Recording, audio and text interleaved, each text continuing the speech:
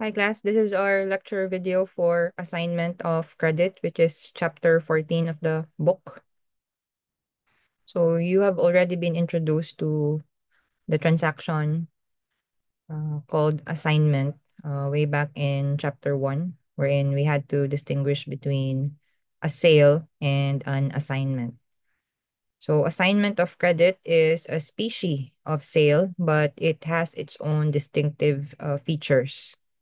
The first distinguishing feature is that the subject matter of an assignment are intangible properties or credit and other incorporeal rights. So an assignment involves the transfer, okay, by an assignor or a creditor of a credit and other incorporeal right, either honorously or gratuitously to another who is called the assignee, of his rights and actions against a third person called the debtor.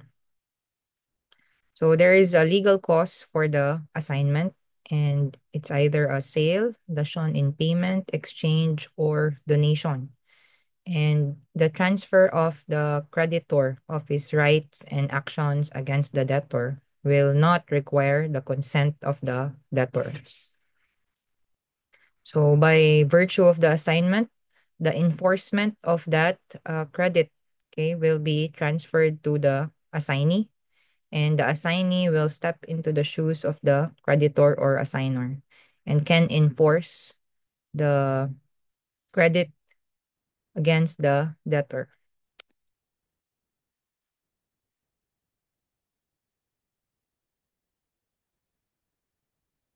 So what can be the subject matter of an assignment? Generally, it involves assignment of credits, incorporeal rights, and other intangible properties. But there is this case of Philippine National Bank versus Court of Appeals, wherein the Supreme Court, in that case, they defined assignment as a transfer of any property, real or personal, in possession or in action, or of any estate or right therein. So the Supreme Court here said that it can include transfers of all kinds of property, but it is peculiarly or commonly applicable to intangible personal properties.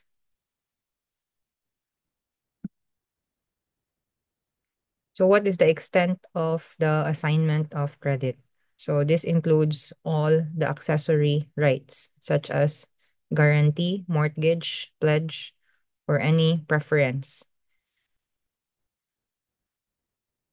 The transfer can exclude the accessory rights, but there must be an express stipulation excluding the transfer of accessory rights. Otherwise, the assignment is deemed to include all the accessory rights attached to the intangible property.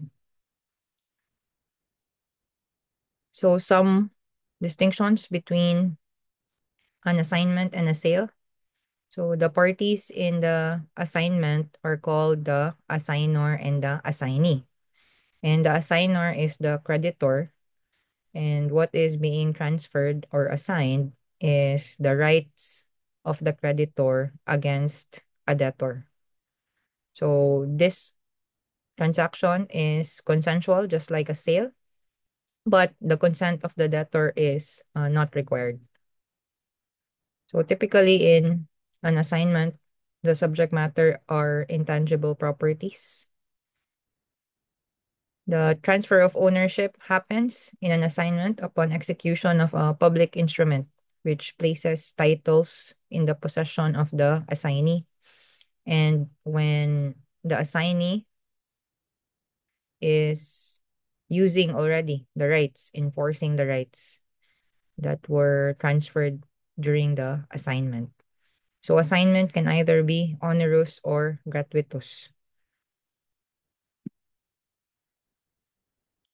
So since the subject matter in an assignment are usually intangible properties, the transfer of ownership happens upon constructive delivery through execution of a public instrument. So in accordance with Article 1501,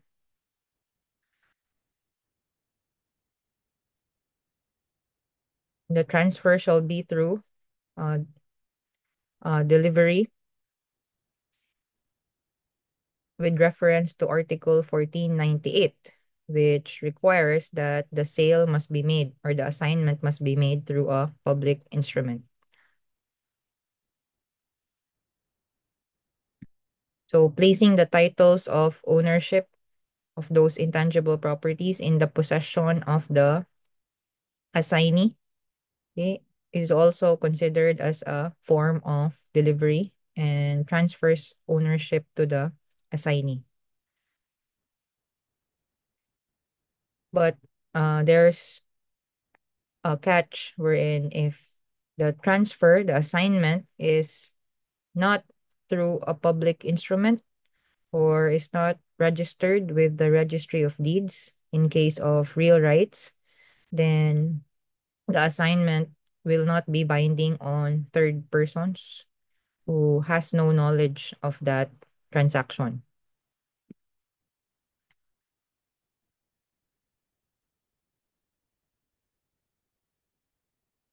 So we also need to know the difference between assignment and other contracts or transactions such as renunciation, substitution, subrogation, and dation in payment.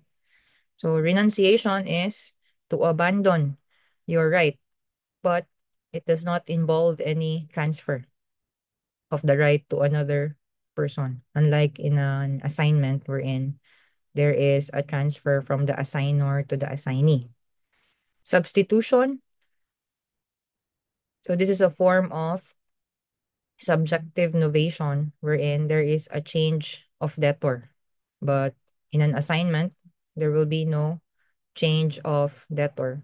So there's no new debtor that will substitute the old debtor because what is being transferred in an assignment is the rights and actions against the same debtor.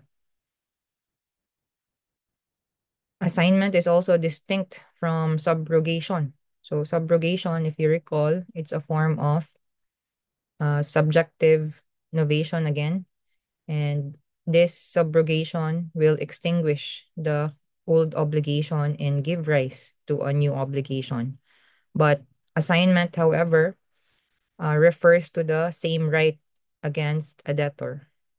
So if you are subrogating the debtor, then if you are subrogating the creditor here, it will require the consent of the debtor. On the other hand, the shown in payment, it is alienation of property to the creditor in satisfaction of a debt in money. So there's no assignment involved here because the debtor is the one who is selling his property as payment for his debt. There's no assignee involved. So in the 1993 bar, the bar question asked whether or not the absence of agreement to a subrogation of creditor will prosper. So the answer to this bar question, the suggested answer to this bar question was no. So the facts of the bar question is not a case of subrogation but an assignment of credit. So let's take a look at the facts of the case again. So Peter Ko is a trader from Manila and has dealt business with allied commodities in Hong Kong for 5 years. So all through the years, Peter Co accumulated an indebtedness of 500,000 with allied commodities. Upon demand by its agent in Manila, Peter Co paid allied commodities by check the amount owed. Upon deposit of The check, however, in the payee's account in Manila, the check was dishonored for insufficiency of funds. So for and in consideration of 1 peso, Allied Commodities assigned the credit to Haji Butu, who brought suit against Peter Ko in the RTC of Manila for recovery of the amount owed. So the defense Peter Ko raised was the complaint should be dismissed against him on the ground that Haji Butu was not a real party in interest and therefore without legal capacity to sue, and that he had not agreed to the subrogation of creditor. So was there subrogation of creditor? There was none. What happened was an assignment of credit. So assignment of credit is the process of transferring the right of the assignor to the assignee. And the assignment may either be done gratuitously or onerously, in which case the assignment has an effect similar to that of a sale. So as a result of the assignment, the plaintiff, Haji Butu, acquired all the rights of the assignor, Allied Commodities, including the right to sue in his own name as the legal assignee. So in assignment, the debtor's consent, Peter Ko's consent, is not essential for the validity of the assignment. So Article 1285 of the Civil Code provides that if the assignment of rights made by a creditor in favor of a third person is made without the knowledge of the debtor, what happens is that the debtor can set up against the assignee the compensation which would pertain to him against the assignor of all credits prior to the assignment. So there can be a defense of compensation if compensation happened prior to the assignment, as long as the debtor had no knowledge or did not consent to the assignment. So kung na-consent ni debtor, then compensation will cannot be set up as against the assignee. Remember compensation the um wherein the liabilities of the debtor and the creditor will be offset. So since there will be an assignment and there is a transfer of the rights of the creditor to the assignee, it's crucial to get the consent of the debtor if there is compensation so that the assignee, okay, will not be, so that the debtor cannot enforce or raise the defense of compensation against the assignee. Okay, gi-transfer man ang rights against the debtor. So that's the consequence if there is no consent or knowledge of the debtor. There can be the defense of compensation for prior to the assignment.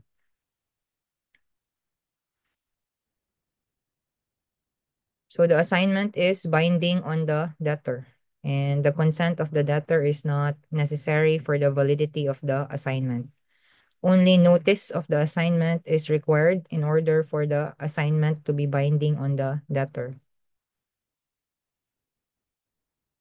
So the moment there is notice of the assignment given to the debtor, then the effect of that notice is that from the date of the assignment, payment should be made only to the assignee and not the original creditor. So what's the effect of lack of knowledge of the debtor if the debtor is not notified of the assignment?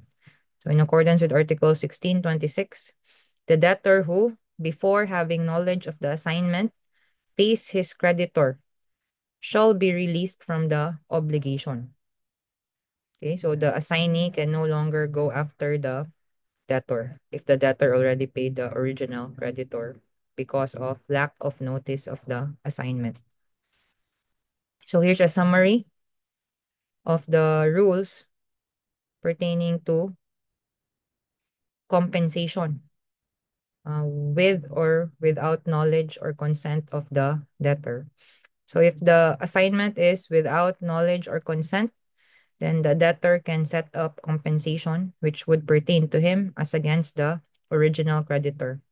So this compensation will apply only to credits prior to the assignment, but credits after the assignment but before knowledge of the debtor of the assignment will also be included in the compensation.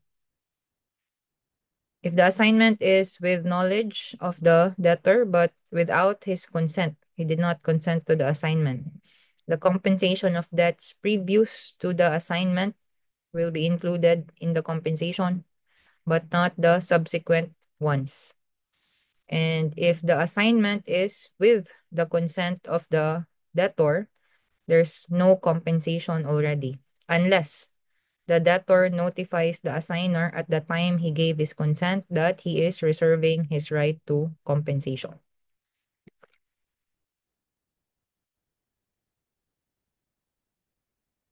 So what's the effect of assignment of credit on the debtor before notice?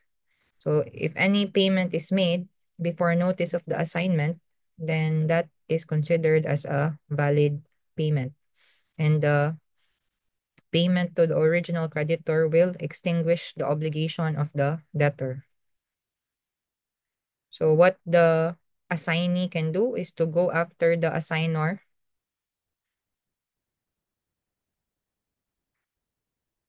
but after notice of the assignment or before notice, but the debtor already had no knowledge of the assignment, any payment by the debtor to the original creditor after receiving the notice, whether or not the debtor consented to the assignment, is not valid as against the assignee.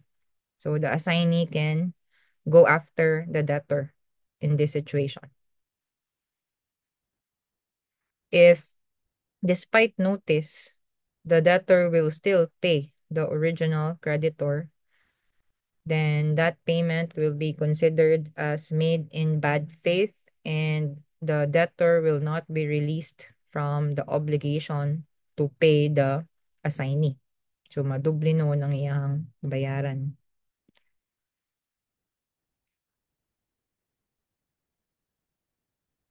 So this time, let's take a look at the difference between conventional subrogation and assignment.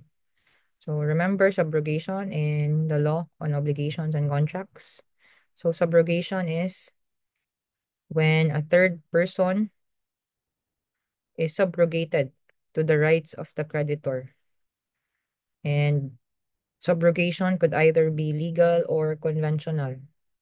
So conventional subrogation is by agreement, by contract. And if there is subrogation of the creditor, then the consent of the original parties are required. So therefore, the debtor must consent to the subrogation. So in the case of Ledonio versus Capital Development Corporation, this illustrates the difference between novation and assignment. So in this case, Ledonio obtained two loans from Picache by executing promissory notes. Picache then executed an assignment of credit in favor of Capital Development Corporation, giving notice to Ledonio of the assignment. Capital sent demand letters to Ledonio, but to no avail. So Capital had to file a collection of sum of money against Ledonio. In his defense, Ledonio claimed that he did not execute the promissory notes and argued that the assignment to Capital was not valid and enforceable against him because he did not give his consent and that the assignment was a novation and subrogation. So, from the facts of the case, the issue is whether or not there was assignment of credit or novation or subrogation. So the court here ruled that there was an assignment of credit, not conventional subrogation, and the assignment will not require the debtor's consent for its validity and enforceability. So the court here said that although it may be said that the effect of the assignment of credit is to subrogate the assignee to the rights of the original creditor, the court still cannot definitively rule that assignment of credit and conventional subrogation are one and the same. So it's a matter of evidence, guys, and how you defend the transaction of the parties. Because for me, assignment of credit can be argued as also conventional subrogation. So, depende sa inyong evidence and the terms and conditions that will be contained in the deed of assignment.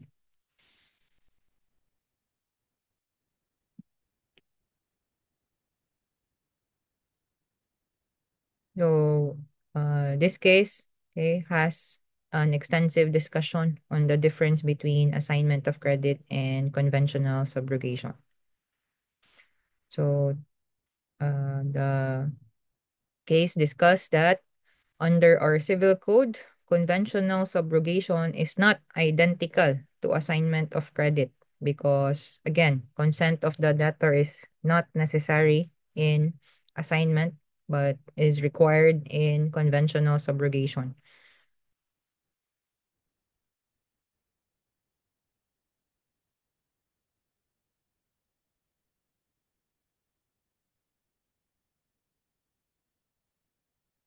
So, a summary of the distinction between conventional subrogation and assignment is shown in this slide.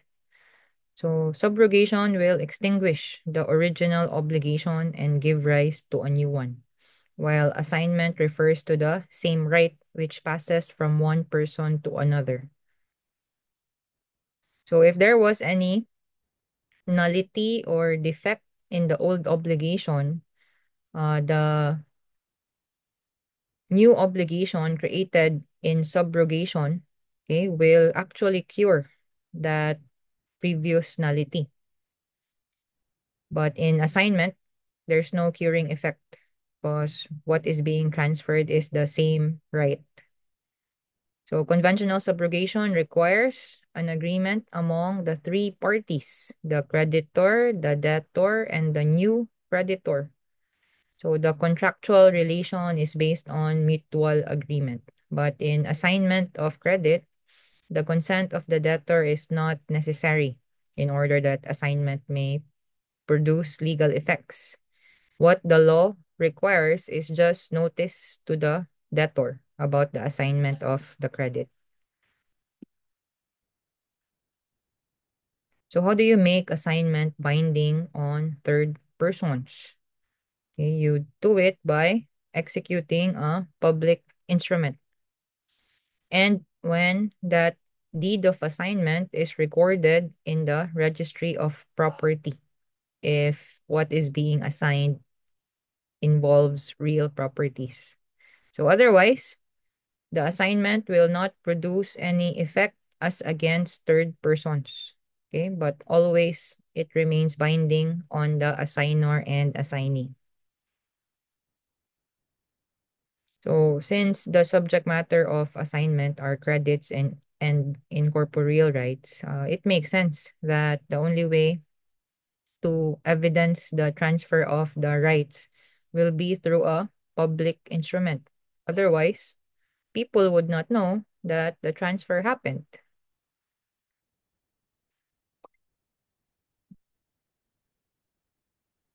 So does the assigner have warranties? Since the assigner here is in effect selling if the assignment is an onerous transaction. So yes, the assigner has warranties, must make these warranties because these warranties are required by law. So when a creditor assigns his credit, the creditor warrants that the credit exists the legality of the credit at the perfection of the contract, unless what is being sold is a credit that is of doubtful account. Then the assignee will assume the risk here. If you are assigning bad debts, kanang mga gi naglisod o collect ang creditor, but as long as informed niya ang assignee na mga bad debts ni siya, that's fine because the assignee will assume the risk. So, despite these warranties of the assignor, the assignor is not warranting the solvency of the debtor. Okay, that's the general rule. But if it is expressly stipulated in the deed of assignment, then that can be a warranty of the assignor that the debtor is solvent. So if the debtor was already of was if the debtor was already known to be insolvent prior to the assignment. So public knowledge na nga insolvent na si debtor, then that warranty of solvency also does not exist.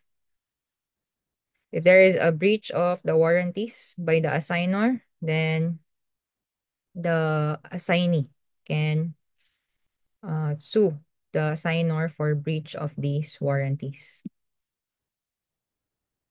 So what's the duration of the assignor's warranties with respect to the solvency of the debtor when there is a warranty made on the solvency of the debtor? So kung I express warranty, the duration will be in accordance with the fixed term or period.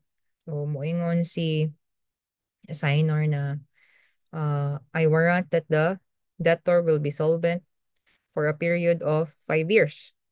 So that will be the duration of the liability of the assignor. If there is no stipulation, then by default, okay, the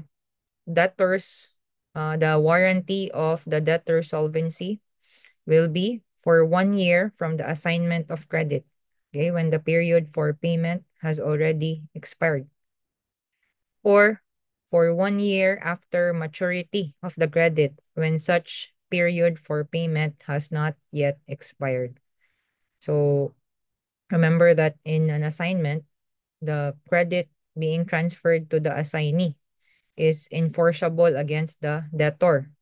So the credit could either be matured or not matured yet, meaning di pa siya demandable or demandable na. And you also consider the period of payment.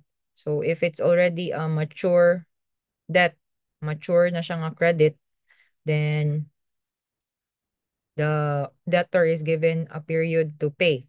So if wa pa siya kabayad or nakabayad na siya, that's what you need to consider if there is no stipulation on the period of the debtor's solvency.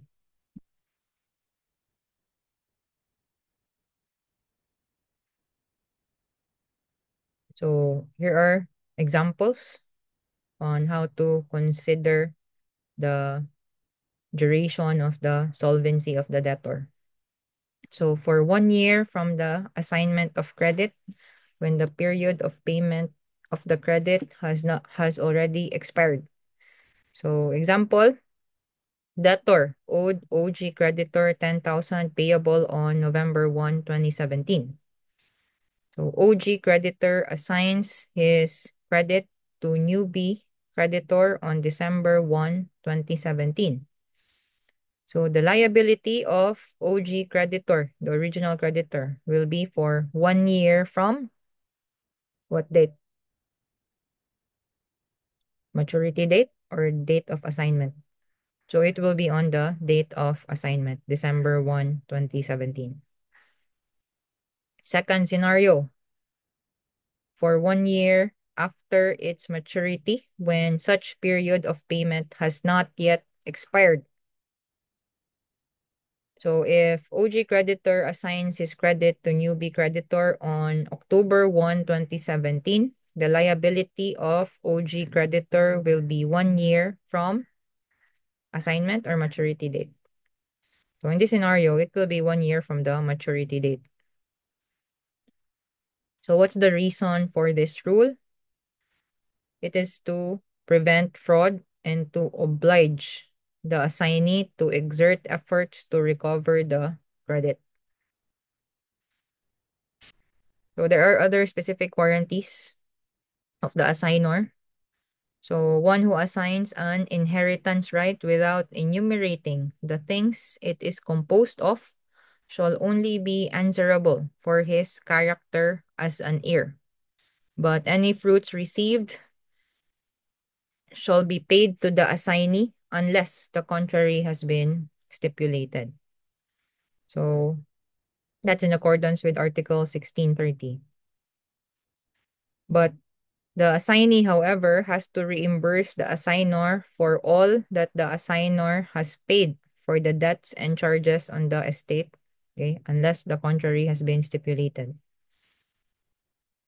Also, if there is a sale for a lump sum of the whole of certain rights, rents, or products, then the seller shall be answerable for the legitimacy of the whole in general, but not for each one of the various parts of which it may be composed. That's pursuant to Article 1631. So you are warranting the legitimacy of the entire credit if you are selling it for lump sum.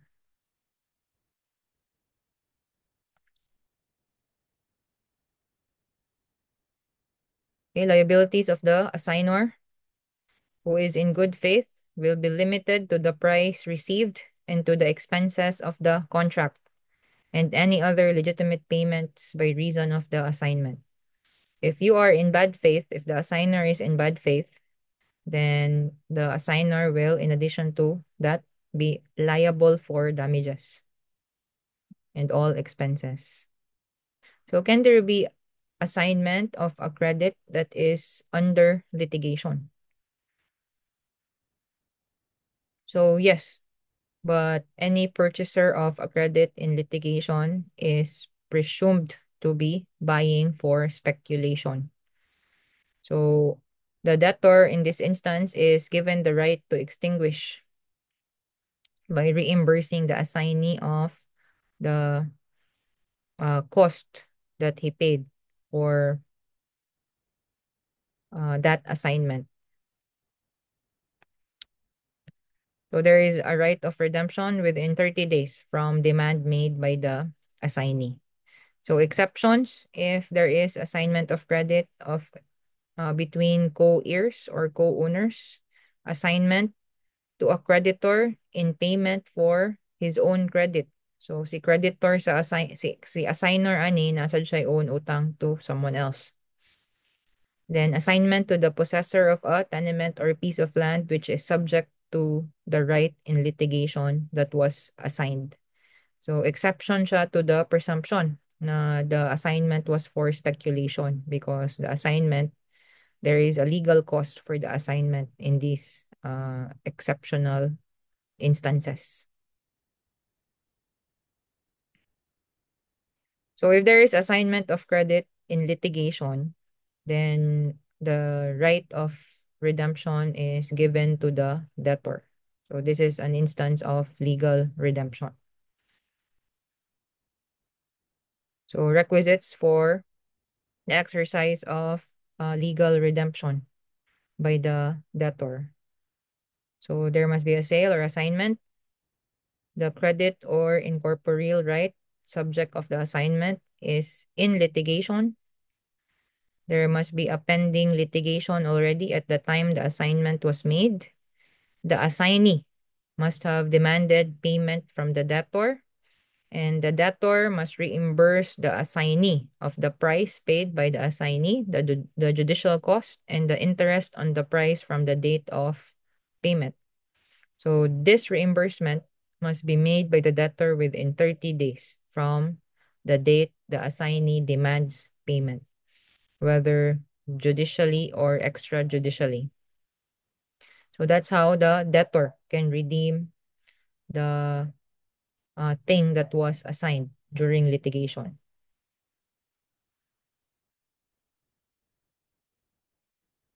So if there are assignment of intangibles, but the assignment was made only to secure an existing obligation or to secure a debt, then we can also apply the principles of equitable mortgage to the assignment. So this is illustrated in the case of Development Bank of the Philippines versus Court of Appeals. So in this case, Cuba is a grantee of a fish pond lease agreement. She obtained a loan from the bank, DBP, signing promissory notes, and she also executed two deeds of assignment over her leasehold rights to secure the loan. Cuba failed to settle her loan, and without foreclosure, DBP appropriated her leasehold rights, okay, by virtue of that deed of assignment. So, the issue that had to be resolved in this case is whether or not DBP can appropriate Cuba's leasehold rights without foreclosure proceedings. So, no, the court here had occasion to rule that an assignment to guarantee an obligation is in effect a mortgage. So they applied the rules of equitable mortgage, and they also ruled here that DBP's act of appropriating Cuba's leasehold rights violated Article 2088, which forbids a creditor from appropriating or disposing of the thing given as security for the payment of debt without proper foreclosure proceedings. Okay, so that concludes our discussion on assignment of credit.